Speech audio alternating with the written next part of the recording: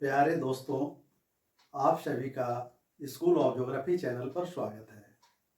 आज हम लोग 10th क्लास का चैप्टर 4 कृषि के बारे में चर्चा करेंगे।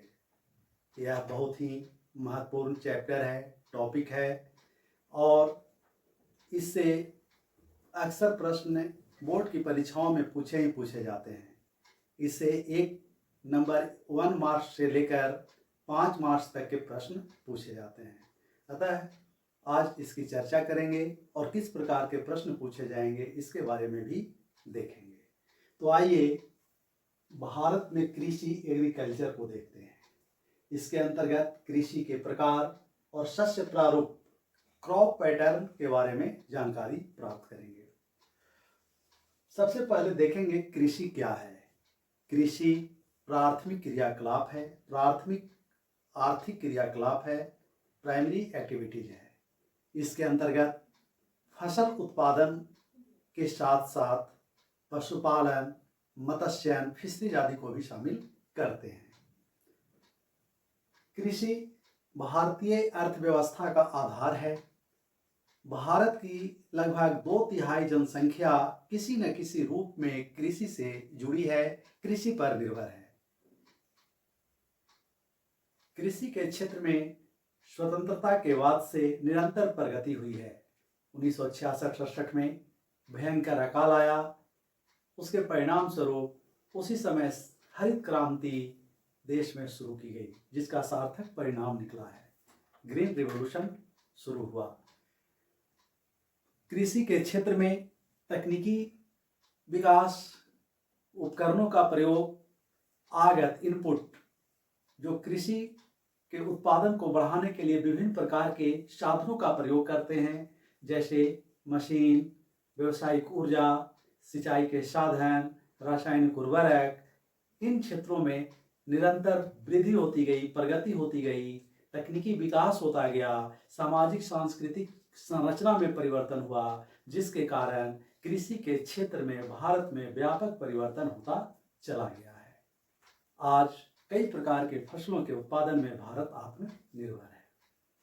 भारत के अलग अलग क्षेत्रों में अलग अलग प्रकार की भौतिक संरचना, भौतिक बनावट, जलवायु विविधताएं पाई जाती है, जिसके कारण कई प्रकार के कृषि तंत्र का विकास हुआ है। आज हम लोग इन कृषि प्रकार को इस चैप्टर के अंतर्गत देखेंगे।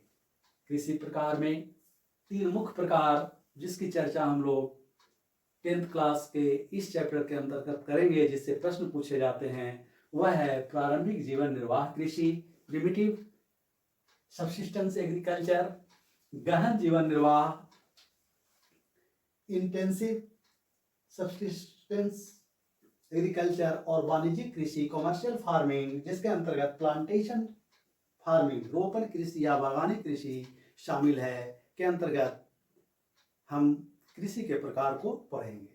उसी तरह से शस्य प्रारूप में भारत में किस मौसम में किस प्रकार की फसलों का उत्पादन किया जाता है, इसको देखेंगे। तो आइए सबसे पहले कृषि के प्रकार को देखते हैं। भारत में प्रारंभिक जीवन निर्वाह कृषि, यह भारत के साथ साथ पूरे देश में, विश्व में किया जाने वाला कृषि का प्रकार है। प्रारंभिक जीवन निर्वाह कृषि की प्रमुख विशेषता है कि इसमें उत्पादन केवल भरण पोषण के लिए किया जाता है। इसमें परंपरागत तकनीक, उपकरण, टूल्स का प्रयोग किया जाता है, जैसे हल, बैल का प्रयोग, हल में लोहे और लकड़ी का प्रयोग किया जाता है।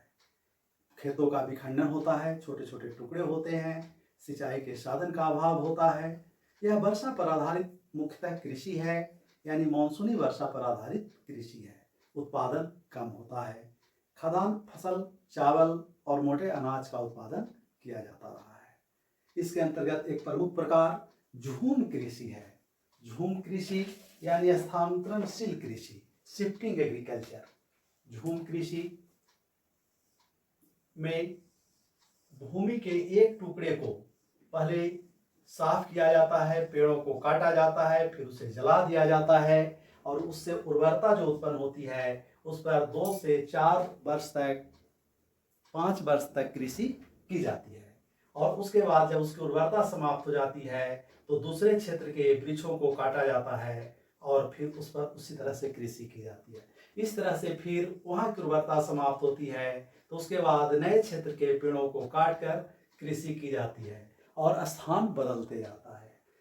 चूंकि वृक्षों को पेड़ों को काटा जाता है, जलाया जाता है, इसलिए इसे कर्तन एवं दहन कृषि स्लैश एंड बर्न एग्रीकल्चर भी कहते हैं। यह भारत के साथ साथ विश्व के कई भागों में आज भी किया जाता है।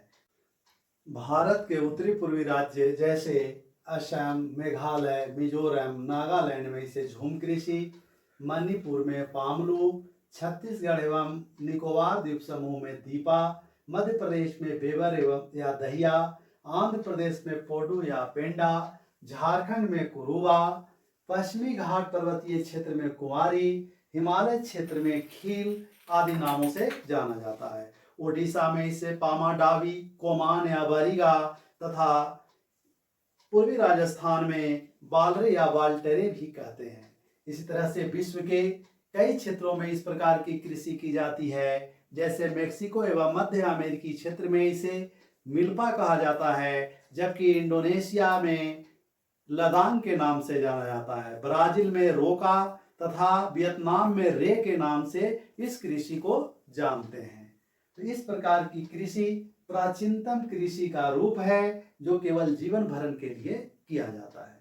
कृषि का दूसरा प्रकार जीवन निर्वाह, गहन जीवन निर्वाह कृषि है और गहन जीवन निर्वाह कृषि के अंतर्गत भूमि के प्रत्येक हिस्से का उपयोग किया जाता है। श्रम प्रधान कृषि है, अधिक से अधिक श्रमिक उस पर कार्य करते हैं। भारत के गंगाई क्षेत्र में, गंगा मैदान में, उत्तर भारत के मैदान जो कृषि के लिए अनुकूल है तथा पूर्वी तटीय मैदान में डेल्टाई प्रदेशों में इस प्रकार की कृषि की जाती है। जनसंख्या के अधिक दबाव के कारण, अधिक जनसंख्या होने के कारण तथा कृषि के अतिरिक्त रोजगार के अभाव के कारण अधिक से अधिक लोग, जरूरत से ज्यादा लोग कृषि कार्य में संलग्न रहते हैं, जिसके कारण यह और अधिक श्रम प्रधान कृषि बन जाता है। इसमें प्रमुख फसल के रूप में चावल का उत्पादन किया जाता है। सिंचाई साधनों के प्रयोग होने से उत्पादकता में इस कृषि में भी व्यापक वृद्धि हुई है। कृषि का तीसरा प्रकार वाणिज्यिक कृषि है। वाणिज्यिक कृषि भी भारत के अलग अलग क्षेत्रों में एक ही फसल कई रूपों में उगाया जाता है। जैसे चावल बिहार, पश्चिम बंगाल, उड़ीसा, आंध्र प्रदेश आदि में राज्यों में जीवन निर्वाह कृषि के रूप में उगाया जाता है, जबकि पंजाब और हरियाणा में यह वाणिज्यिक फसल का रूप ग्रहण कर लिया है, क्योंकि अन्य सुविधाओं का विस्तार वहां अधिक हुआ है। वाणिज्यिक कृषि के अंतर्गत मुख्य रूप से चाय, कहवा यानी कॉफी, रबर, नारियल, मसाले आदि का उत्पादन किया जाता है। भारत में वाणिज्यिक फसल के रूप में औद्योगिक पदार्थ, कच्चे औद्योगिक पदार्थों का भी उत्पादन किया जाता है। जैसे चीनी उद्योग के लिए गन्ना का उत्पादन, कपास का उत्पादन सूती वस्त्र उद्योग के लिए किया जाता है। रोपण कृषि, प्लांटेशन फार्मिंग, बागानी कृषि अर्थात बागानी कृषि वाणिज्यिक कृषि का एक प्रमुख प्रकार है। भारत के कई क्षेत्रों में चाय, कहवा, नारियल, रबर आदि वाणिज्यिक कृषि के रूप में उगाया जाता है, जो रोपण कृषि का प्रकार है। रोपण कृषि, प्लांटेशन फार्मिंग एक विकसित कृषि है। विकसित कृषि तंत्र होता है, बड़े बड़े फार्म होते हैं, अधिक श्रमिकों की आवश्यकता होती है और यह पूंजी प्रधान कृषि है। अब आपसे प्रश्न पूछा जाएगा कि भारत के किन किन क्षेत्रों में चाय का उत्पादन होता है, यह बताना होगा। कॉफी का उत्पादन कहाँ होता है, चावल का उत्पादन किन किन राज्यों में मुख्य रूप से होता है, चावल के उत्पादन के लिए कौन कौन सी भौगोलिक दशाएं होनी चाहिए। तो इस प्रकार के प्रश्न आपकी परीक्षा में अक्सर पूछे जाते हैं। तो चाय का उत्पादन वाणिज्यिक फसल है। असम की बराक घाटी चाय के लिए प्रसिद्ध है। पश्चिम बंगाल का हिमालय पर्वतीय प्रदेश, दार्जिलिंग का क्षेत्र तथा दक्षिण भारत में तमिलनाडु में नीलगिरी का क्षेत्र चाय उत्पादन के लिए प्रसिद्ध है। उसी तरह से कॉफी उत्पादन के लिए कर्नाटक का वावा बोदन की पहाड़ी में पहली बार भारत में कॉफी का उत्पादन शुरू किया गया था। कॉफी उत्पादन के लिए प्रसिद्ध है। चिकमंगलूर जिला जो कर्नाटक में है, कॉफी जिला के नाम से भारत में जाना जाता है। तो इस तरह से कई वाणिज्यिक फसलों का उत्पादन भारत में किया जाता है। वाणिज्यिक फसल में गन्ना, कपास, मूंगफली, पटसन अर्थात जूट आदि का भी उत्पादन किया जाता है।